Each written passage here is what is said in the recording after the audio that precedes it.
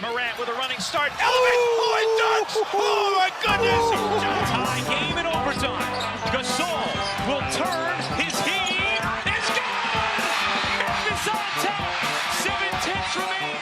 Conley now with three. Count it!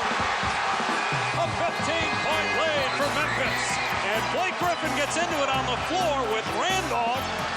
Hard to tell if there are any punches being thrown under there, but Griffin took acceptance. Adams going long. Morant! He hit it! John Morant, insanity! You gotta be kidding me. Welcome to Grits and Grinds, a Memphis Grizzlies podcast. My name is Keith Parrish. Today's episode is an annual tradition. It is an hour-long Grizzlies season preview, courtesy of the Hardwood Knocks podcast. Every summer, I go on their show, the Hardwood Knocks, which is a very good NBA podcast, and they ask me questions for an hour about the Grizzlies and the upcoming season. And then they're very kind to share the video with me so I can post it here for all of the Grizzlies fans, all of you guys who might not have seen it otherwise. So while we go through this offseason where there is very little Grizzlies news occurring, Santi Aldama is hooping for Spain in Eurobasket. Besides that, I guess we're waiting for the official jersey releases on the new jerseys. So there's nothing in the offseason going on. So here's some Grizzlies content for you where I give my analysis and some predictions about this upcoming Grizzlies season. So this video, again, it's me talking with Dan Favale and Grant Hughes of the Hardwood Knocks podcast. I hope you enjoy it. Go Grizz.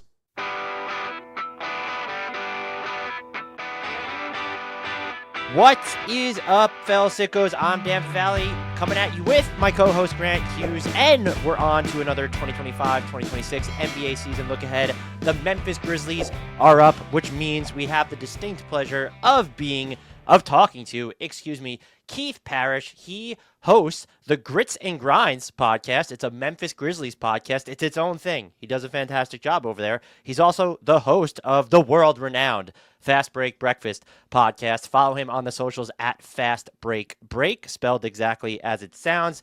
Keith, you're back for another year of being harassed by Grant and myself. How are you doing? I'm doing great. I am always happy to talk about the Grizzlies with you guys. It's a fun summer tradition. Grant, we don't really care, but how are you doing? Oh, I'm just happy to be here, Dan. Thanks for having me on the pod. So I think we need to start here, Keith. We don't need to rehash every offseason move, but what do you just make of all they did this offseason? Because it seems like they're sending a few mixed messages with some of the moves that they've made.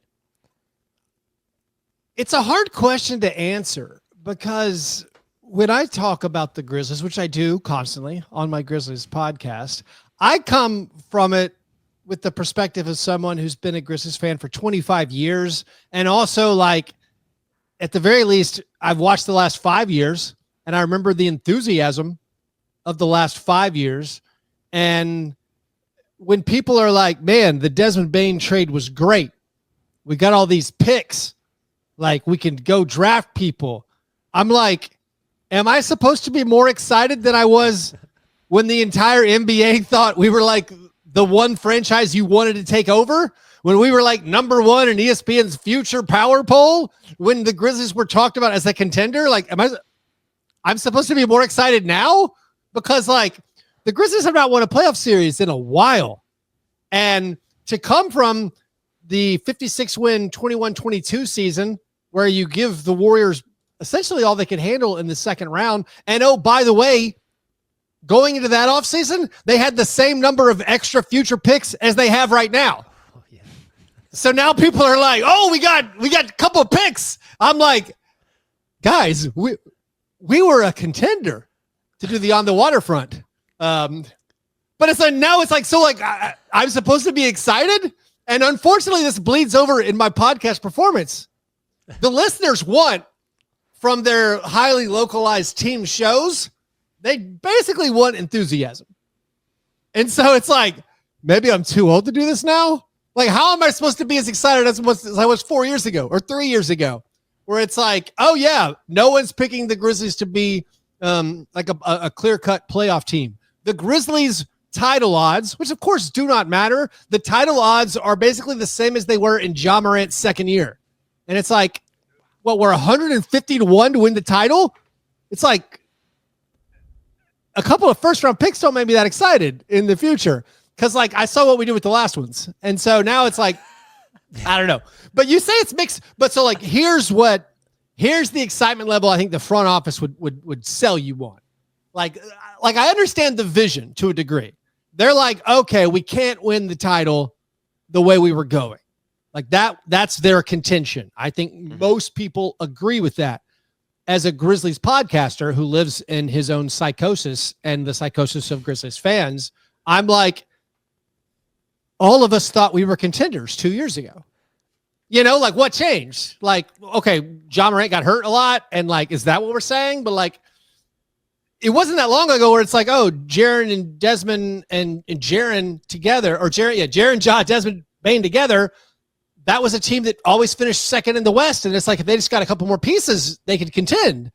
And so, yeah, but I think they're saying a better way to compete if this group wasn't good enough. Now you get this massive offer from the Magic. So now you just take picks and hopefully the picks work out. It's giving you a different avenue to raise your ceiling overall as a team. Do you guys talk on the podcast, or do you want me to keep going? How much time do we have? I could listen to you like this all day. I love it. I have like 14 thoughts. The latest one that you sparked was a question of like, do you I think I would agree with you that the decision to trade Bane is at least the front office saying not good enough.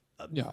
And maybe it's not two different things, but if you had to parse the justification for that, is it we aren't good enough because the finances are going to get too tricky with three guys making this much and Bane making this much? We need flexibility to fill out a roster, a good enough supporting cast, or is it these three guys together are not good enough on the floor for us to be you know what I mean? Like you can't really separate the finance from the on-court stuff, but like, do you have an opinion on which side of that is the bigger part of the justification for how the front office operated with Bane specifically in that trade? I think in this league that we all enjoy and cover, finances are such a huge part of it, which feels slightly ridiculous to me as a consumer, where it's like in a world where the Celtics are tearing down, and they would have probably torn down maybe even if Jason Tatum didn't get injured.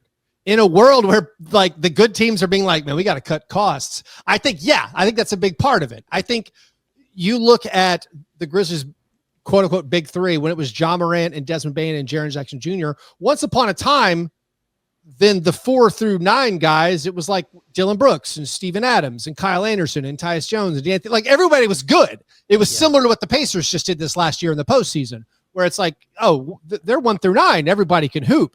And we've heard a lot about the no weak link theory going on now. The Grizzlies were on that a couple years ago. They're no longer on that. So I do think, Grant, yes, there is a financial component to this, where if Desmond Bane was making $20 million per year as opposed to 35, they'd say, all right, yes, of course we can keep him.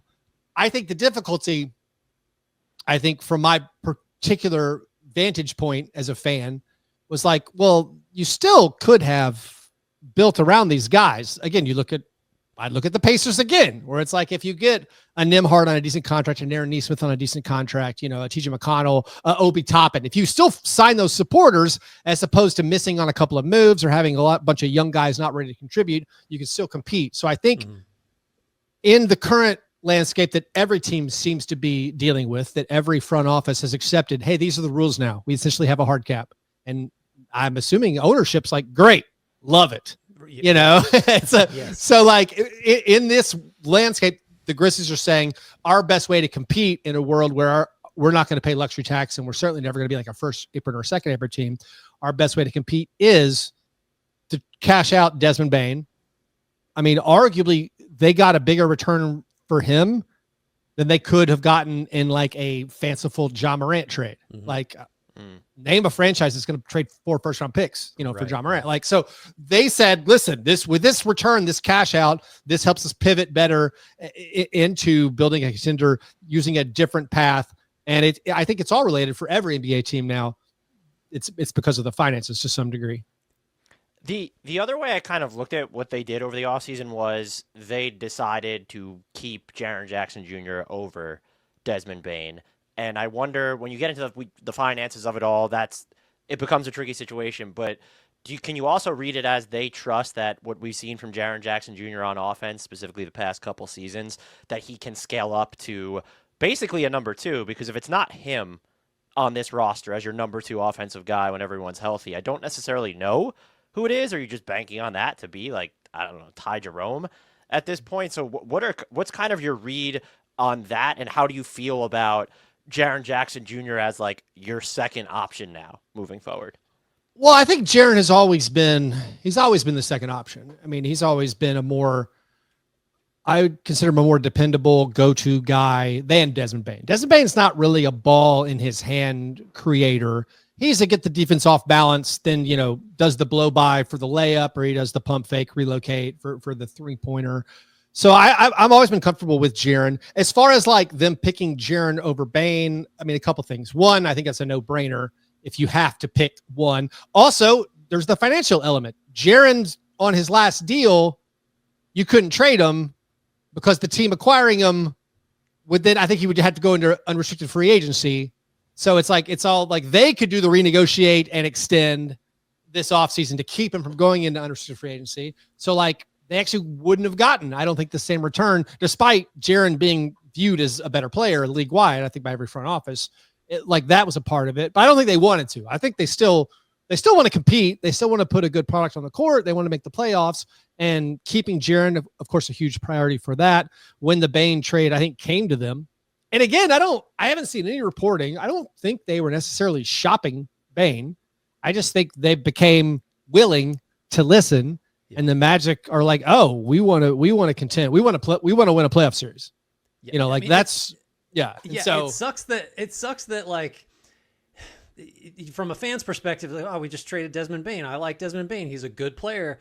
And then the justification is, well, you just can't say no because there's multiple first-round assets in the trade. Like you just have to do that. And that just touches on what we've been talking about, which is the financial realities creep in. Yeah, it's so weird because like you're not wrong. If you're a basketball analyst and you're like, that's a home run trade for the Grizzlies because of all you got, you're not wrong. I hear your argument. If you're a Grizzlies fan, and you're saying that's a great return, I'm not going to argue with you. Although I do like to combine everything that happened on draft night, because it's no longer they traded Bane for 4 first-round picks in a swap and Cole Anthony and KCP. It's they traded Desmond Bane for KCP, the draft rights to Cedric Coward, and now 2 first-round picks in a swap. It's still a lot. And if you think that's an awesome return, I can't argue with you. My thing as a fan, it's like, well, you can't say no to that. I'm like, I can, because I want to win a first-round playoff series. Right. Like the Magic wanted to win a first-round playoff series so bad. They did this trade because they've fallen short the past couple of years and they feel like the East is open. For the Grizzlies, you're like, we haven't won a first-round playoff series in 3 years. I want that while Ja and Jaren are still in their prime. So it's tricky. And like the thing that I console myself with, that I think is a very convincing argument, if the Grizzlies in the current financial situation specifically to them and also in the league, if they're like, yeah, we want to keep Desmond Bane and we want to try to get another player in, and we still think we're going to be like, maybe if we're lucky, a 5th seed or a 6th seed in the West, we could also be a 5th, 6th, 7th, 8th seed in the West and have 4 more first-round picks. Let's do that. And that's like, yeah, no, you got me. I can't argue with that logic. That logic makes a lot of sense. But it's also sad where it's like, I'm no longer going into the season being like, look out for my Grizzlies. They're awesome. I'm like, yeah, it could be a fun, plucky squad. And it's like, coming from where we were, it's hard to get excited, or harder to get excited. Yeah, you don't want to feel like you're rooting for shrewd financial decisions that look. It's like that's not as fun as rooting for Desmond Bane to go for 40. Yeah, exactly. What did you make of the Tomas Islo, whether it's the hiring process or it seems like it was a little fait accompli, like by the end of last year anyway? Do you have any expectations for what stylistically those types of changes that we're going to see. It was such a small sample size last year. We saw some, but what are you kind of expecting to see him implement into next season? Well, to answer the first part of your question, I've decided as a podcaster, I'm going to be the person who has no opinion on the hiring process of coaches. I love it. It's like they didn't interview anyone. I'm like, I don't know. What experience do I have? I have I have no impressive career experience. So like, fine. All right. Hire whoever you want. I did have a little bit of fun. I think at the press conference, they were like, based on, I think Zach Kleiman said something like, like based on how well he did when he took over. I was like, I'm sorry, based on what? Like, I'm not blaming him for anything that happened when he was given like the steering wheel, but like nothing went well after he took over. Like they did not finish the season on a good note. They did escape the play-in, so they avoided that awful fate. Although I guess there's an argument they would have kept a draft pick if they had done that. But like they then got swept. It was not pretty, but like they said they saw enough. And I'm like, okay, fine. Who am I to argue? What am I expecting this year? I think they're going to veer away from what they did at the beginning of last year, the highly touted circle offense thing without the ball screens, where they were like, they set the fewest screens of anybody, and it was a bunch of back cuts. And when the ball comes to your side, you run away. And, like they're moving away from that and wanting to get more, I think, with just like guard big, a lot of spam and pick and rolls, a lot of big men as screeners and finishers. And they also, I think, based on just things that have been said out loud at press conferences and the way the team played in summer league, I think they want to really make a focus on full court pressure. I think we're going to see a lot more of that. Kind of Indiana Pacers slightly inspired. They did a little bit of it last year, but I think we're going to see more and more of that. And, then they're going to push pace like they've always done under Taylor Jenkins. But beyond that, it is a mystery. I mean, that's like just the tiny bit of conjecture because we only have a handful of games where Isolo was the head coach. And of course he inherited, a team that wasn't set up to do exactly what he wants to do. So when they, roll it out in preseason, we'll see. All right, what exactly is going to be different here? Why do you think so? I mean, bottom line, the offense overall was very good last year, and a lot of that success happened with this. I was like just fascinated by how they were playing offense. Like I brought it up all the time. I'm sure Dan got tired of me talking about it, just because like you do this long enough, and anything that feels kind of like, oh, that's different, really gets your attention.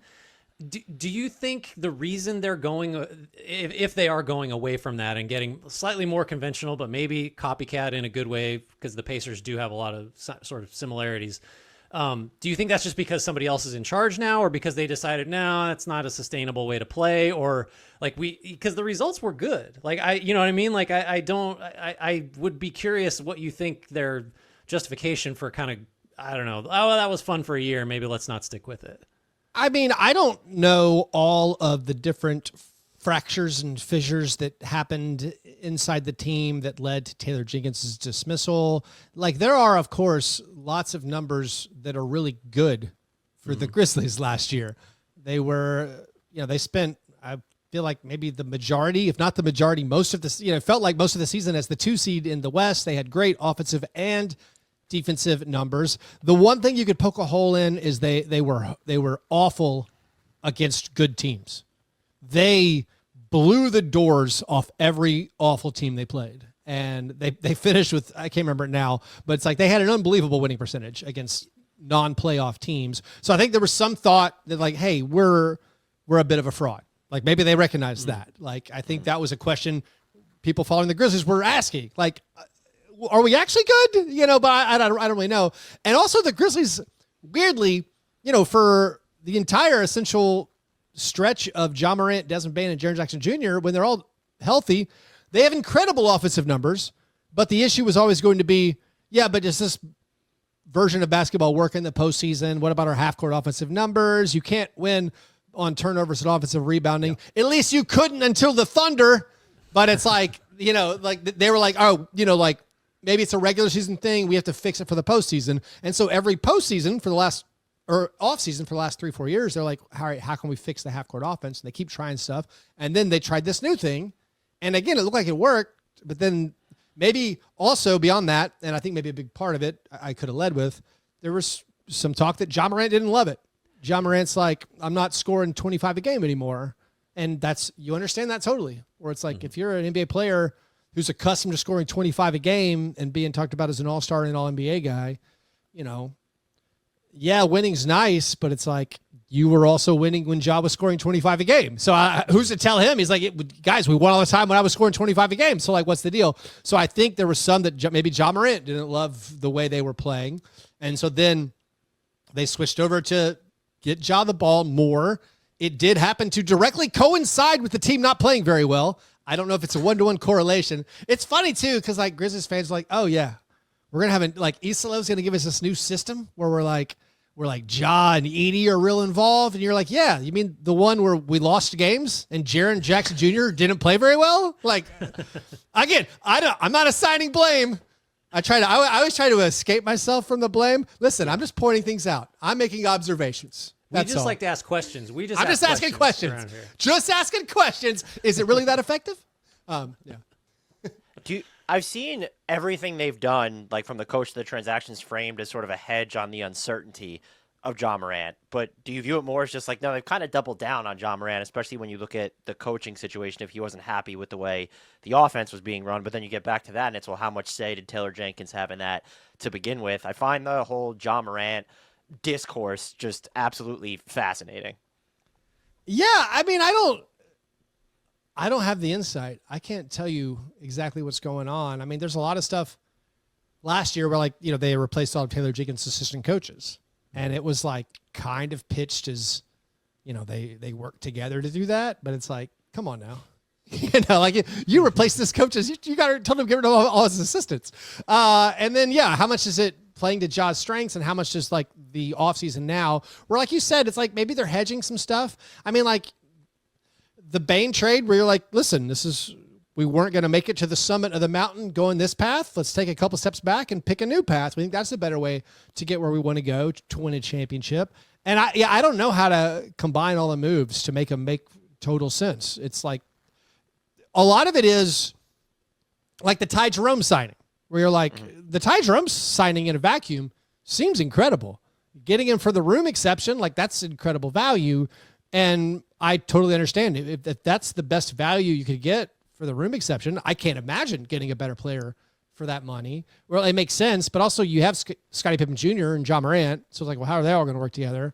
And like, maybe it's just, again, the best player available situation, and we'll figure it out as we go. So I'm not really sure, or I'm not sure if I answered your question even. Like, it does feel like they're hedging their bets somewhat, while also saying like, this is Ja Morant's team. Let's just focus more on just getting Ja the ball, and let's see how far he can take us. I think last year when we talked, you said something that I thought about several times all year, which was that Ja Morant, in terms of popularity in Memphis, is about as high. He's just like he was the guy, full stop. Like, and just in terms of like the number of jerseys that kids are wearing or whatever, like he's just at the apex of that. Can you evaluate how he's viewed, if it's different at all now a year later? Because like that was coming off a 9-game season. Now he played 50 last year with varying levels of success. There, we've talked about a little bit of the, some of the changes that the offense kind of visited on him. Do you think he still occupies that same space? Because it sounds like we're asking about, where does he sit in the franchise's eyes? Like, are they built around him in terms of just like Q score or clout or whatever? Is everybody still all in on this is the guy we are building around? Just we're not even going to have that conversation. That's so hard to answer because speak for all Memphis fans, please. Because it's just like I live in my bubble and there's a lot of people living in their bubble. I know, of course, his Q score it's huge. Like the sneakers, like they're huge. He's a huge Nike signature athlete and he has worldwide appeal, and he still has one of the top selling jerseys in the world. And, he is easily the most popular and well-known Grizzlies player. So then if I'm trying to figure out how much of the fan base is still like, I can't imagine moving on from him. He is the team. That's hard to say. I do think, and this comes back to how basketball is an entertainment and a money driven thing, even though Nico Harrison didn't understand that. Like you're never going to, you're not going to trade John Morant because he's too important to getting your team on television, to getting people to share social media clips, to get people to buy tickets. Like, you know, so I think the city's still behind them, but again, I don't have any personal interaction. No one said to me, no stranger on the street. It happens every now and then. I live in Nashville and I'm wearing a Grizzly shirt and they come up and we talk or whatever. No one's been like, hey man, when are we trading John Morant? No one says that. No, everyone's like, yeah. Actually, you know what the most common question from a stranger? When's Zach Edey going to learn how to catch a pass? Like, I just met you, sir. Look at you. Like, yeah. What a segue from you. Yeah. Wanted to ask you about Zach Edey. We want to know your year one impressions of him for sure, but also how worried are we about like the ankle injury and then how integrating him into what should be kind of a new system when he just might not even be ready to start the season? Man, they told me he didn't miss a game at Purdue. Something like he was like this, like the sturdiest guy. No, but poor guy had ankle surgery. He's going to miss the start of the year. To answer your question, what are my takeaways from year one? They were mixed. I mean, he obviously has an impact when he's out there. There are certain there's stats you can pull where you could be like, he was one of the most impactful guys on the whole team in a positive way. He's a great screener, great rebounder. I was on the one hand a little disappointed that he was so raw offensively. I kind of thought all that college schooling he would have learned a couple post moves or something, but it really was you don't like those hook shots? It's just like he's the I want an Ambiturner from Zoolander, and he not so much yet. Just like only one hand, only one shoulder turn. And again, the lack of touch, the lack of catching passes, where it's like do you need that? You need to do that. So this is the argument, because again, a lot of people, like he was first team all rookie. And like I said, the impact metrics were very, very, very good. Even Islo defended him a couple times where he's like, when the coach pulls out the net rating, he's like, we're plus 20 points per 100 possessions with Zach on the court. You're like, all right, fair enough. It's like, sir, I thought that was a podcaster trick. So like a lot of promising stuff. And again, he's a rookie. He was a rookie thrust into a starting role on a playoff team, which like you assume you're going to struggle. So I think year two, the thought was, all right, man, if he can take that step forward, it'd be great. But now this big injury setback, it has concerns. And like Grant said, and like I've joked about, like, can you teach hands? Like, I don't like his hands. And maybe I'm too hung up on this, but it's like, man, he's like Bismack Biyombo out there. Like, he just doesn't know the pass is coming. And it's like, he doesn't get it. And so, I hope he can make a big step forward there. And there should be a bigger role for him when he's healthy. Like, I think everything Islo's doing, like they want to get him involved in the game. And if he could play like 26, 27 minutes a game, he could put up some big numbers. And he's going to inhale a ton of rebounds and block some shots. So like beyond that, I'm not sure exactly what his ceiling, is, or even who the player comp is. You're saying this is, hopefully year 2, year 3, he could turn into that guy. What about Jalen Wells? Kind of similar. I mean, very dissimilar in the sense of like pre-draft billing relative to what he ended up producing and the role he filled. From afar, it's pretty easy to fall into the idea of like he is a very limited role player that was awesome for a rookie at the limited role he was asked to play. And if that's it, great. I don't see a whole lot more. Is that misguided? Is there more that you imagine he'll be able to do beyond the sort of 3-and-D, mostly defense by the end of the year? The 3-ball kind of tailed off, but like, and I guess the second part of that question is, are the Grizzlies built like for him to do more than he did last year? Yeah, I mean, Jalen Wells was a delight. I mean, whatever. Should have been the rookie of the year. I think strong argument that he could have been the rookie of the year. I think the tail off that the Grizzlies had after the All-Star break, after the trade deadline, I think it hurt him a lot. It was a hard Rookie of the Year campaign for him because he didn't put together a bunch of highlight package type things. It was just like, this guy's starting for a very good team and he's guarding the best player for the opponent every night. Like, that's unbelievably more valuable than like I don't know, Khalil Ware coming out and having a few big games, or like Stephen Castle putting up numbers on a horrible Spurs team. It's like Jalen Wells is playing important minutes every single night. But like, yeah, Jalen was awesome. He's just unbelievably good defender. And it's funny too, like I don't follow college basketball. And so when they drafted Jalen Wells, I'm watching all these scouting videos, and it mainly was just talking about his shooting. Like none of them were like, this guy's a lockdown defender, but he was so good on defense last year. It was a delight. Like you said, his shooting did tail off. I think the big question for him, beyond whether maybe he could handle a little bit more of an offensive load, is just, can he be a 37% 3-point shooter, 38% 3-point shooter, or is he a 35% 3-point shooter? And I think that's a big difference. But I do think the offense is set up, not necessarily for him to take a step forward, but it is set up where you can imagine the vision in a post Desmond Bane world where like Ja and Jaren and Zach are your scorers. We surround them with Jalen Wells and Kentavious Caldwell-Pope. That's a good basketball team. Like you got, again, I'm assuming Kentavious Caldwell-Pope bounces back to a couple years ago for him, but it's like, that's a good basketball team. You got defenders, you got floor spacers, and Jalen Wells can be that. So I'm like, while I hear that and I understand the whole thing about like, is it a limited ceiling for Jalen Wells? I mean, maybe, but also like, why can't he get better? We see NBA players all the time. And this guy, an unheralded second-round draft pick who stepped in and was an immediate contributor, started 70-something games. Yeah, I think he could. Why can't he get a lot better? Yeah. Well, and then it's a question of like, how greedy are we going to get? If the ceiling is last year, it was starter on a really good team. Like, what else do you want from? Yeah. I hear you. I do have a thing about Jalen Wells. This is said a lot. Like, like Zach Kleiman's like, we didn't intend to get younger last year, but Jalen Wells came out in training camp and won the starting job. No, he didn't. Marcus Smart started until he was hurt. We're retconning these things. Marcus Smart played 7-8 games, got hurt. Jalen Wells, you could argue Jalen Wells didn't give it back. Like he seized it once he got it in the regular season. Yeah, no, Jalen Wells was great. And he's like, there are reasons to be excited, going back to my like dystopian opening to the show. Like, I mean, Zach Edey year 2 and then Jalen Wells year 2, whatever Cedric Coward has to bring, like those are really good players. Scottie Pippen Jr. was unbelievable last year. Ty Jerome coming in, like could be a very, very good team with a lot of exciting young pieces complementing John Jaren. One of the moves they made that I think sent mixed messages was consolidating those 2 first-round picks into Cedric Cowherd. We didn't see him in Summer League because of that left shoulder injury.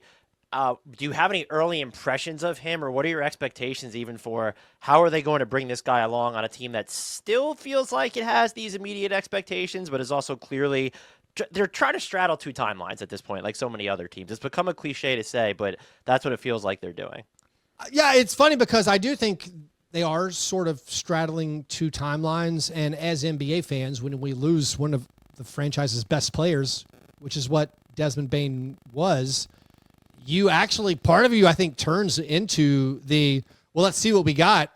Like, I don't think anyone would be angry if Cedric Coward started game 1 over like Kentavious Caldwell-Pope. Like, part of it's the mystery too, where it's like, oh, all right, you guys obviously loved this guy.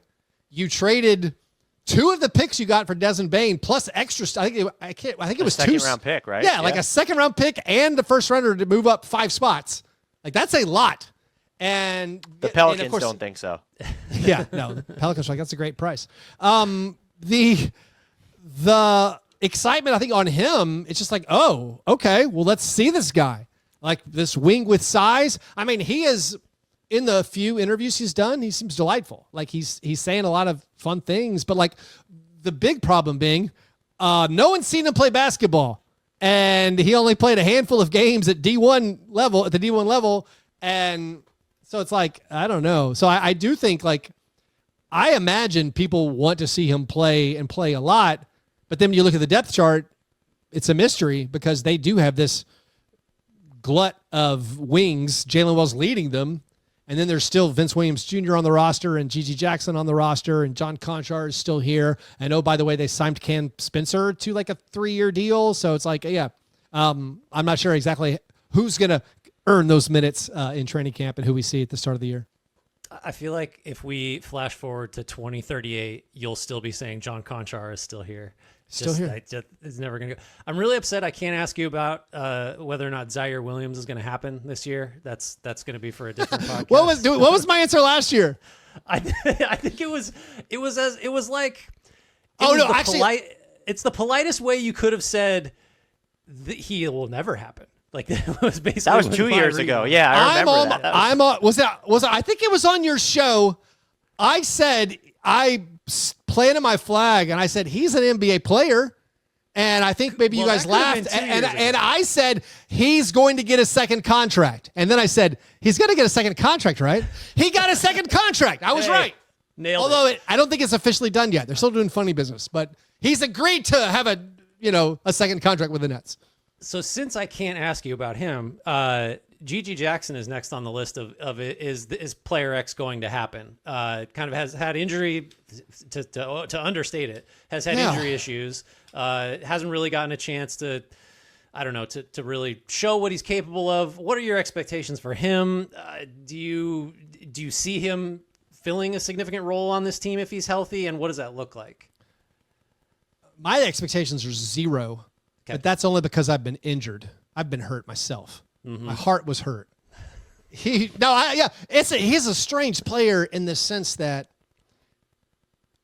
a guy with unbelievable physical gifts who was his top high school recruit, reclassified, and then was bad in college. And there's a lot of stuff said about him about being immature. And then he falls into the second round, and the Grizzlies get him. And then in the Grizzlies 2 years ago, when Ja started the year suspended and then got hurt and they tanked out, Gigi played, was he was the youngest player in the NBA, and he put together these 30-point games, and you're taking it with a grain of salt because you're like, this is March basketball, April basketball. None of this is real. They just have like a 40-point game, and you're like, if this guy was back in the draft a couple years ago, you're like, legitimately, he'd be a top 10 guy. I was asking actual well-known draft experts. I'm like, just for my Grizzlies listeners, like, where would Gigi Jackson go? And he was a top 10 type guy. And I think they expected a lot from him last year, and he was hurt. And then when he came back and played, he was catastrophic. I mean, and I don't know. I feel like we see this more and more, or maybe I just observe it more and more the older I get. We see players who just are nicked up and they never totally get back, and they never catch up. They have sort of lost seasons where you're like, what happened to that guy? And it's like, oh yeah, apparently he was hurt and then could never get totally in shape and just struggled, lost his confidence maybe. So Gigi was an unbelievably bad defender last year. He got demoted essentially. Like they went on a road trip and told him to stay home, which is like, that's like high school basketball stuff. I mean, like, yeah, they sent him to the G League to play with the Hustle, and it wasn't like an injury rehab thing. It was just like, sorry, man. So I don't know. So because of that, it's like, all right, I've seen what he can do. And he had, we've seen him have some really strong summer leagues where you're like, this guy can dunk on anybody off the dribble. And you see him flash these things where you're like, with that size and the handle and the way he can go by guys, there's a role for him in the NBA. And then we saw him do it in actual games where you get so excited, but then he was totally unavailable to help in any meaningful way last year. So the way I've coped with that, I have 0 expectations, but please surprise me, Gigi Jackson. Please fight your way back into the rotation. Dan, if you close your eyes, do you just hear me talking about Jonathan Kuminga when Keith is describing Gigi Jackson?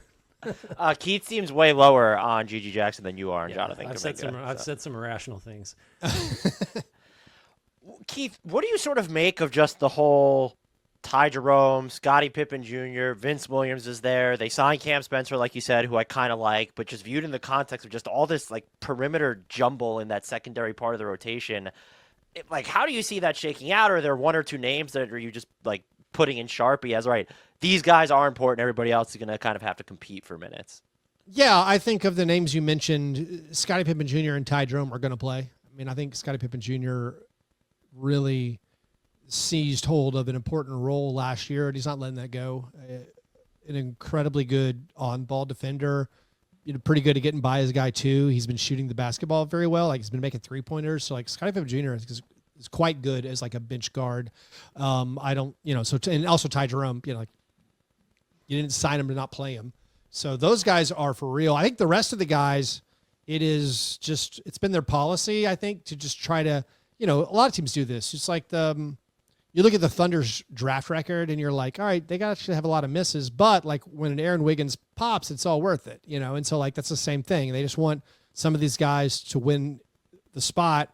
Vince, much like Gigi, I think they were depending a lot on Vince Williams Jr. last year. It was the exact same story. Vince Williams Jr.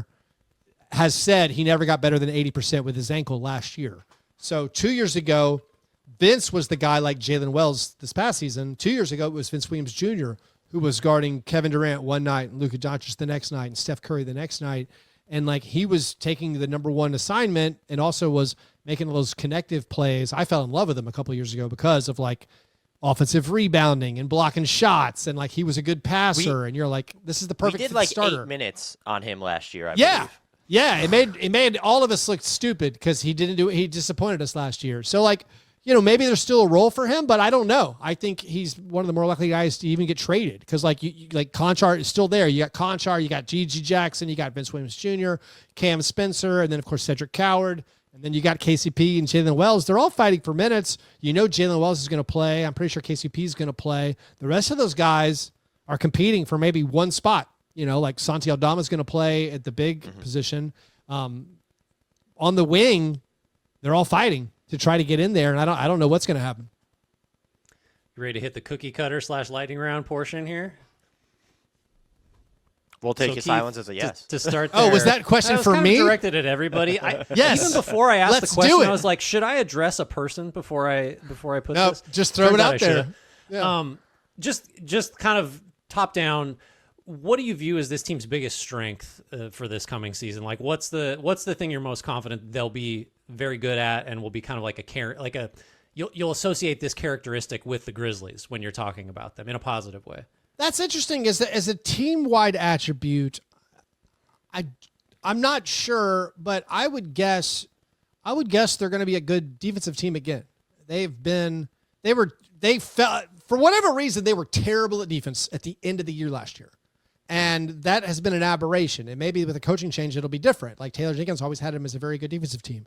But I do think with Jaren anchoring everything, and they've proven even with John Morant playing, they can be a very good defense. I think with Jaren, with Zach Edey, with Jalen Wells, with Kentavious Caldwell-Pope, with Vince Williams Jr., with Scottie Pippen Jr., they're going to be good at defense. And I Jock think that's Landale in the house. Jock Landale in the house. That's right. Maybe starts opening night. Who knows? Yeah, I think this team will still be a quite good defensive team, and they're going to be able to depend on that. And then kind of flip that around.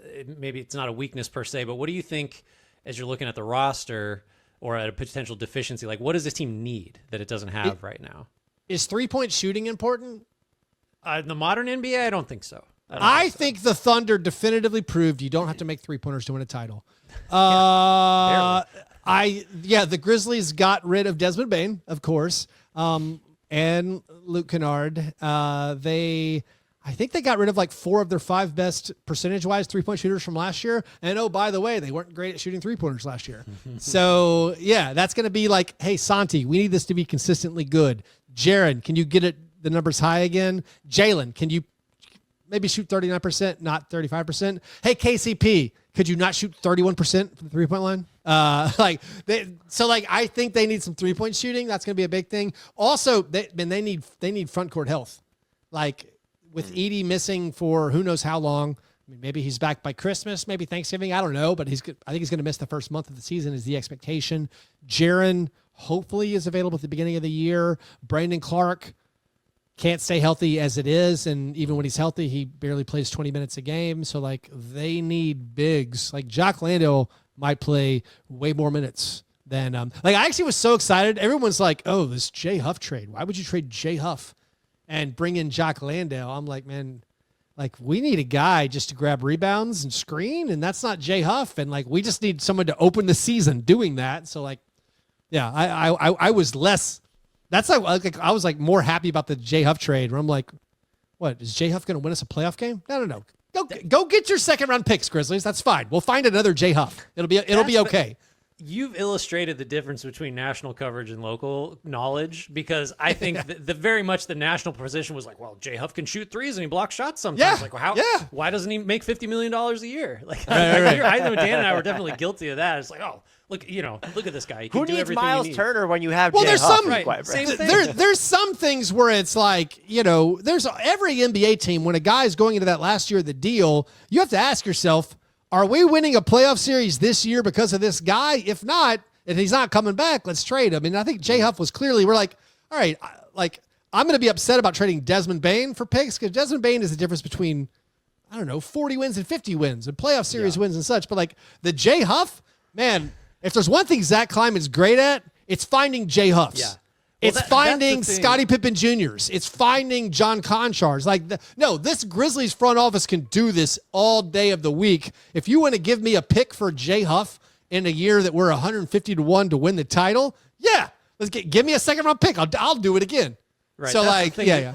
The world in which you could get an asset for Jay Huff has existed for a year. Right. That's before that. You it was signed not him. possible. You like I talked about him at Summer League last year, where I was like, I wouldn't mind getting Jay Huff on a two-way. They went and did it, and then turned that into a second-round pick. And I think there's a second one, like a soft one. I'm like, that's good work, man. If you sign a guy to a two-way and trade him a year later, that's good stuff. I'm all on board with that one. What's something about this team, good, bad, storyline, whatever, that's flying under the radar? I think, in a general sense, because of how the year ended and because of the Desmond Bane trade, there's just a weird perception that the Grizzlies aren't, like, quote unquote good. Well, the Like, Jay Huff trade. The Jay Huff trade. They're like, they're tearing it down to the studs. They sent out Jay Huff. Like, this team in the East would compete for home court advantage. Like, I feel that. And there's talk about like, oh, the Hawks are incredible. I'm like, they're not better than the Grizzlies, I don't think. Maybe I'm wrong, but there's this, it's so weird how Western Conference teams have like a different set of circumstances to compete, like obviously to compete under, but also just to be talked about. Like, if the Grizzlies were in the East, they probably don't trade Desmond Bane because they're like, oh, we're really good. Like, we're going to be one of the best teams in the East. And so it is weird where, like, when I get it. You trade your third best player for picks, and Ja Morant has had trouble playing more than 50, 55 games. Like, I understand that, but still it's like things could break right. They could win 50 games again. Like, they could be in a playoff series, a competitive playoff series. You get the right breaks, maybe they could beat, a Timberwolves or a Rockets in the first round. They're not going to be picked to preseason, but they have enough good players and a track record of winning. Jaren and Ja win basketball games. So I think in a general sense, it's like that part feels like it's under the radar, where it's like, they're not terrible. They're pretty good. And maybe it's me joking too much about the things I'm disappointed about, but it's still like, end of the day, pretty solid basketball squad. Well, I mean, to that point, just looking at the depth chart, it's 10 deep before you get to Coward or Spencer. And you could, yeah. I mean, that's assuming you get something from Jackson, something from Clark. I mean, it's really looking good, down through Jerome, Aldama, Pippen off the bench. Yeah. Do you see a way for Coward and Spencer to really, probably more so Coward, but who knows, to kind of chip into that doesn't involve injury? And then just to throw multi-part questions at you, from that whole group, who do you like to close games? If you can just pretend there's not like a matchup dependent kind of dimension to that thing. Yeah, no, that part's fun. Wait, what was the first part of the question before the? Just like, is Coward or Spencer going to be able to play just because there's 10 good NBA players here? I would assume with the draft pick investment, if Coward shows enough of what they saw in him to take him or to trade up for him with that pricey package, I can imagine him being that one wing on the bench. I'm guessing the bench, like if we're assuming the starter, when Zach Edey's back healthy, if your bench is, you got a couple of smallish guards and Ty Jerome and Scottie Pippen Jr., and then your bigs are set with Brandon Clark and Santi Aldama.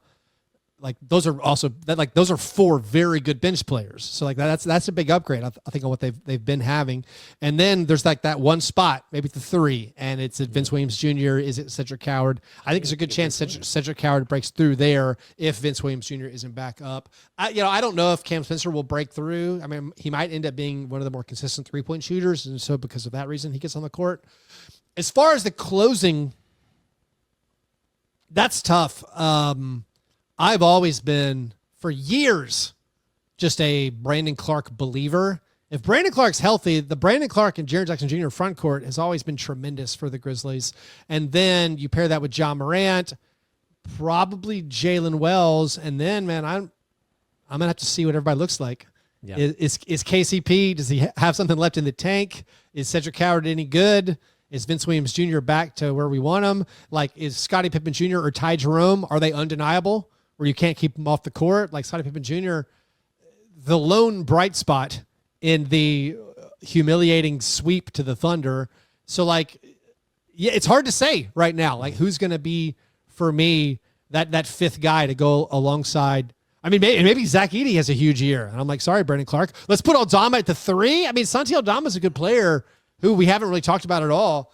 Like, Santi has, some defensive lapses that make you a little frustrated, and he's not the most consistent shooter, but, like, he's a skilled near 7-footer who is, I think, an important part of what they do this year as well. So, yeah, they do have a lot of options, and I haven't nailed down who I think should close yet. Is there a weirdo lineup you want to see Islo try this year? Yes. Let's see. Let's get the one. Can you tell us it? It has to have Vince Williams Jr. because he's my guy. I need to be all back in on Vince Williams Jr. Let's go Ty Jerome, Jalen Wells, Vince Williams Jr., Jaren, and Brandon. No, wait. Let's make it weirder. You got to get Gigi in there. Ty Jerome, Vince Williams Jr., Santi Aldama, Jaren Jackson Jr., Brandon Clark. Oh, That's my 1 through 5. I'd want to go like the opposite direction. Like, let's get Edey with a bunch of smalls. I'd have Vince Williams Jr. They will in there. do that. Cam Spencer. And Cam Spencer will play the 4. You're gonna get a Ja, Scottie Pippen, Ty Jerome, Cam Spencer, Edey. Yeah, that's. I'd rather get Ja out of there and give me like Jalen Wells or somebody in there, but Vince Williams and Cam Spencer need to be in there with Edey. Yeah. That's what I've decided. Yep. Keith, before we force you to make some predictions, is there anything else we haven't touched upon with this team that you think needs to be discussed? No. That's fun. That's a really efficient 50 minutes. I feel like we hit it. I do feel like maybe, I don't know. I talked a lot about how Scottie Pippen Jr. is quite good basketball player. Santi Aldama, good chance for him to break out. I think we did it. How excited are you for the potential City Edition jerseys this year? I am excited because I think their normal jerseys are kind of boring, but they've been crushing it with the City Edition jerseys. I believe it's going to, the rumor is, I think it's going to be a white City Edition jersey. It's going to be a remix of the Stacks jerseys that they did a couple years ago that were awesome, and I think it's going to look amazing. I mean, they're wearing the black throwbacks from the first year they came to Memphis. So, like, I love those. So I'm excited. Like, all the throwback jerseys, the City jerseys are going to be awesome. Now I just need a redesign for the basic home and away, which I don't love that much. Given the boost to the win total that those jerseys will provide, where do you see this team finishing record-wise? 48 wins last year, by the way. People like you, to your point, 48 Almost wins. 50. They were in over. Win team. I lost money. Well, we have a big bit, team. Keith. What are they going to do? I'm I think, is it 6 or 7? Oh, Grant? that's right. Yeah. this is your team, Dan. I mean, this is your Bizarro team.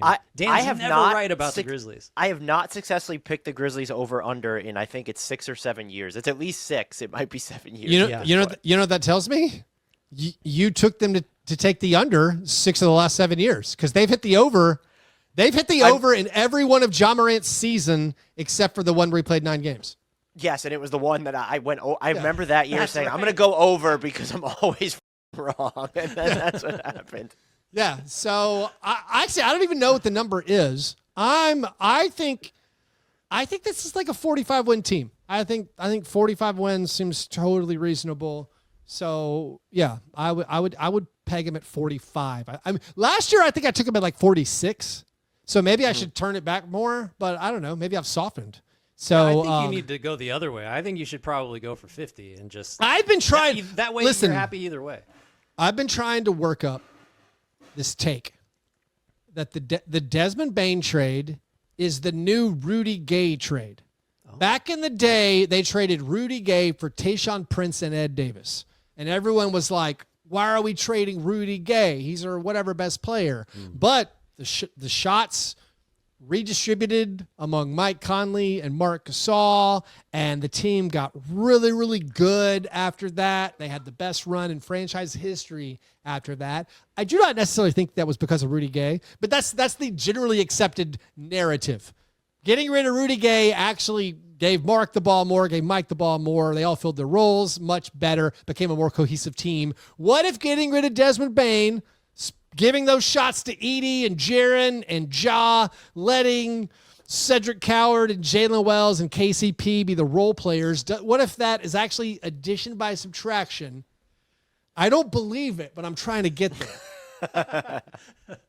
You could sell it. I think just workshop it a little more. Just be a little, more disingenuous. Those picks turning into other players that are better than Desmond. I'm going to go to cleaning the glass. I'm going to find some lineup data. There's a way. And I can do it. I can do it. Keith, before we let you go, are you able just to tell our audience where they can find you and all the fantastic work that you put out? Yeah, general NBA fans, just make sure you listen to the Fast Break Breakfast podcast. And if you want to know anything about the Grizzlies, go subscribe to the Grits and Grinds Grizzlies podcast on YouTube. And after you do that, rate, review, subscribe for our stuff too, because we also make podcasts. Not a lot of NBA podcasts out there, so we like to just let people know. Thank you, Keith. Thank you, Dan. Looking forward to Dan being wrong about the Grizzlies for a 14th straight year. We'll do it again next year. Thanks a lot. Shouts Frank Ntilikina. Apologies, Jared Allen.